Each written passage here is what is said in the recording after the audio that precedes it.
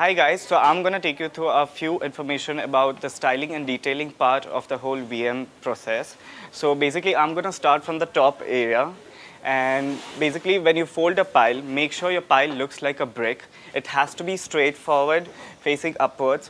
The logo, if your shirt has a pocket, make sure your placket is always in between. And if it's without a pocket or something, then make sure it's always one finger away from the corner. When you're placing your pile, it has to be almost 2 or 3 fingers away from the corners, so the whole alignment of the pile comes properly and it has to match the standards. Okay, a few pointers while you're hanging on your sidebar. We always start with popping the collar.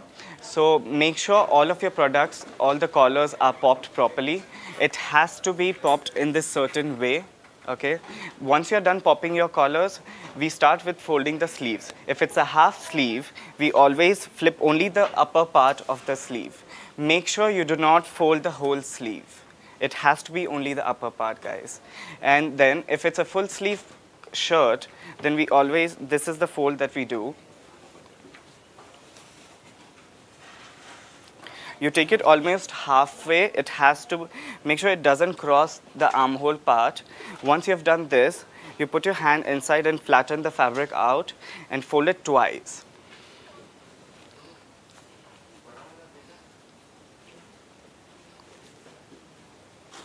The tricky part about this fold is that you have to make sure that all the folds are aligned properly and make sure they all match the half sleeve level as well.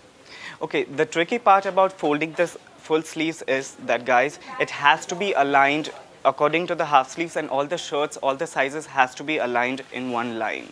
Once you're done folding the sleeves, we move on to the hems. If it's a short, we make sure it's folded neatly in sportswear. If it's a pant, then we always make sure that it's folded twice.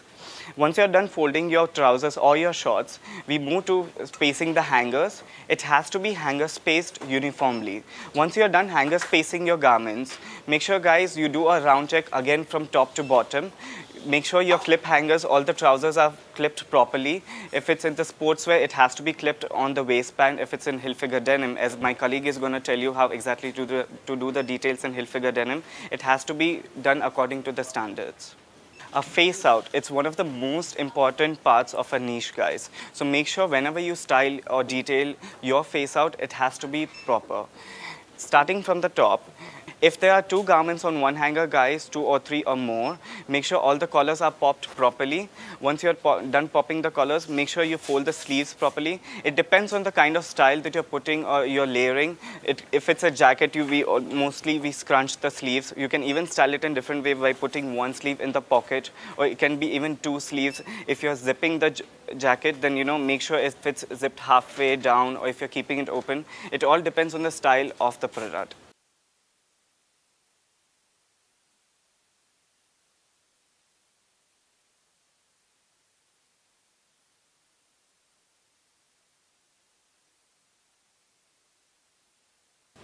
A few do's and don'ts about displaying and styling the table statements.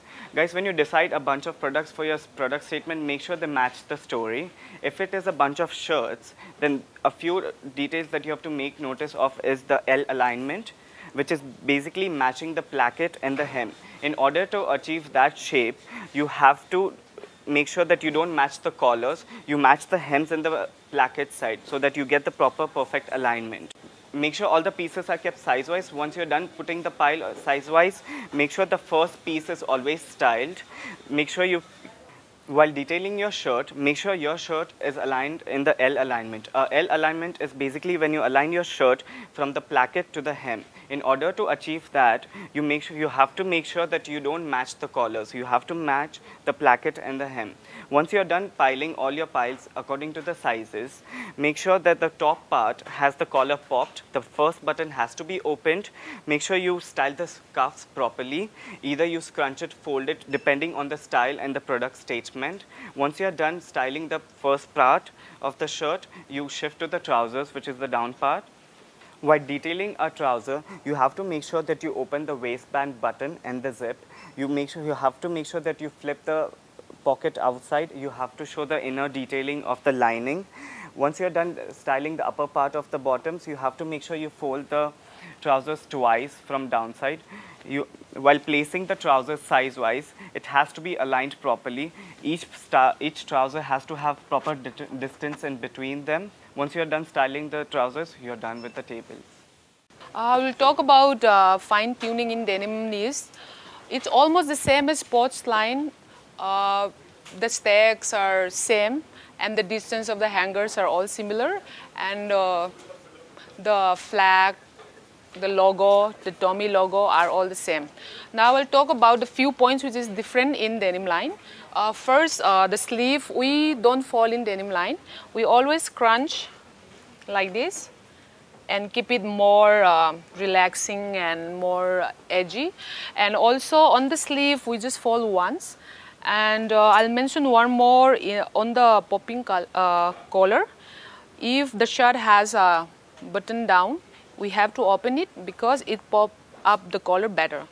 And also the hem of the bottom, we fold it twice and just keep it like that, not same as the formal pants.